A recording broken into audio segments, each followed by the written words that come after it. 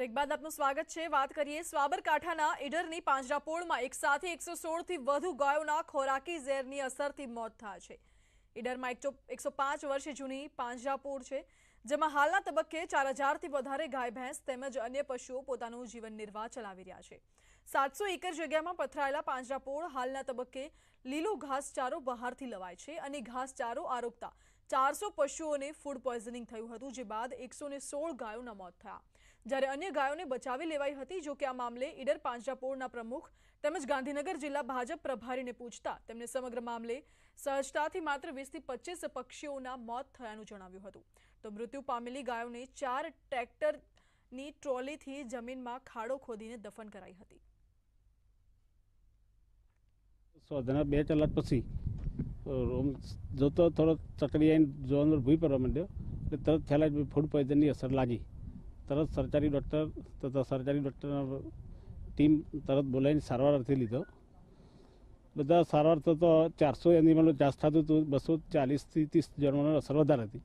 એને સારવાર કરતો 116 જીવો આશરે 5 જ જીવો હતા, 116 જીવોનું મૃત્યુ પામ્યું હતું। મકાઈની ઘાસ જે વાડાઓમાં જે પશુઓએ ખાધું એમાં ફૂડ પોઈઝનિંગ થયું હોય એવું અમારા સ્થાનિક ડૉક્ટરને ખ્યાલ આવ્યો, એટલે ડૉક્ટરે તરત જ સરકારી ડૉક્ટરનો સંપર્ક કર્યો અને ડૉક્ટરની ટીમ બોલાવી લીધી અને અમે એની સારવાર શરૂ કરી। પણ જે HF ગાયોના બચ્ચા અને ગાયો જે અશક્ત હતી એવી ગાયો રજિસ્ટ્રેશન પાવર એમનો ઓછો હોય છે, એટલે થોડી ગાયોનું મૃત્યુ પણ થયું।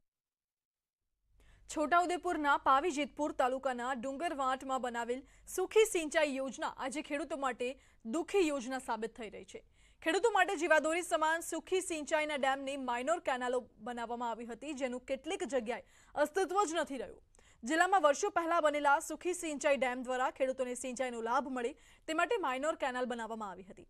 આજે એ કેનાલમાંથી ખેડૂતોને એક ટીપું પણ પાણી નથી મળી રહ્યું। ખેડૂતો સિંચાઈના પાણી માટે વલખા મારી રહ્યા છે, પરંતુ અધિકારીઓને જાણે ખેડૂતોની કંઈ પડી જ નથી તેવું જોવા મળી રહ્યું છે।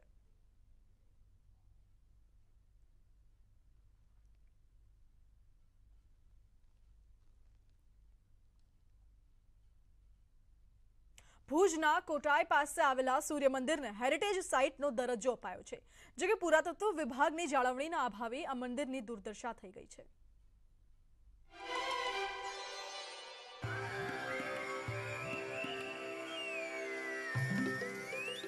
કચ્છના ધોળાવીરા સહિત અનેક જગ્યાએ ઐતિહાસિક વારસો પથરાયેલો છે।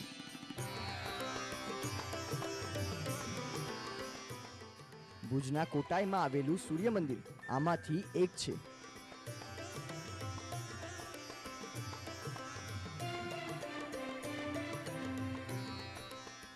નવમી સદીમાં સોલંકી વંશના કાળમાં બનેલું સૂર્ય મંદિર કલાકોતરણીની દ્રષ્ટિએ અદ્ભુત છે।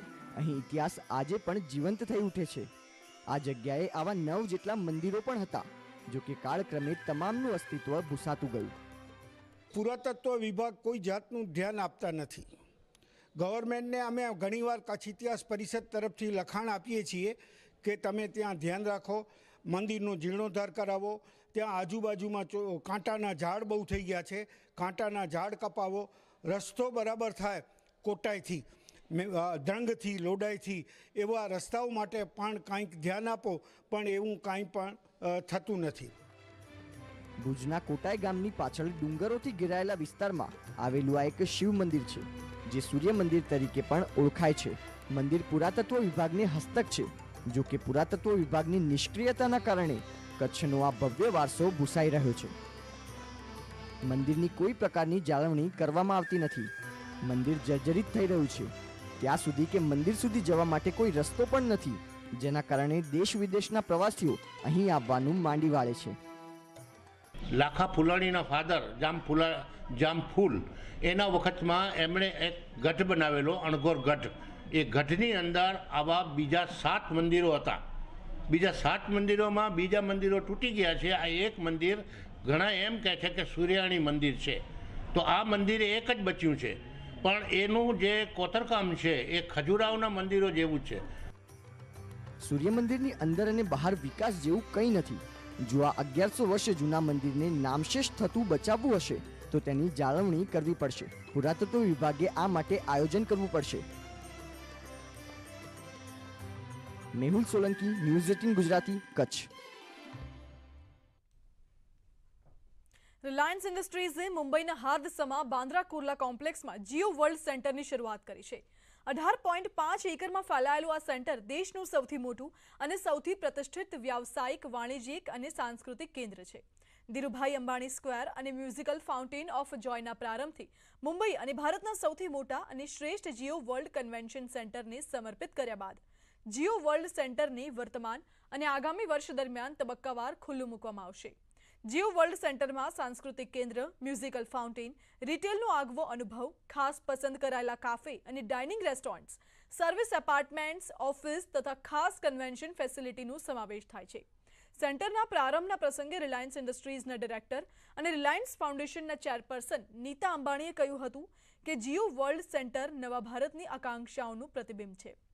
સૌથી મોટા સંમેલનો અને સાંસ્કૃતિક અનુભવોથી લઈને પાથ બ્રેકિંગ રિટેલ અને ડાઇનિંગ સુવિધાઓ સુધી જીઓ વર્લ્ડ સેન્ટરની કલ્પના મુંબઈના નવા સીમાચિહ્ન તરીકે કરવામાં આવી છે.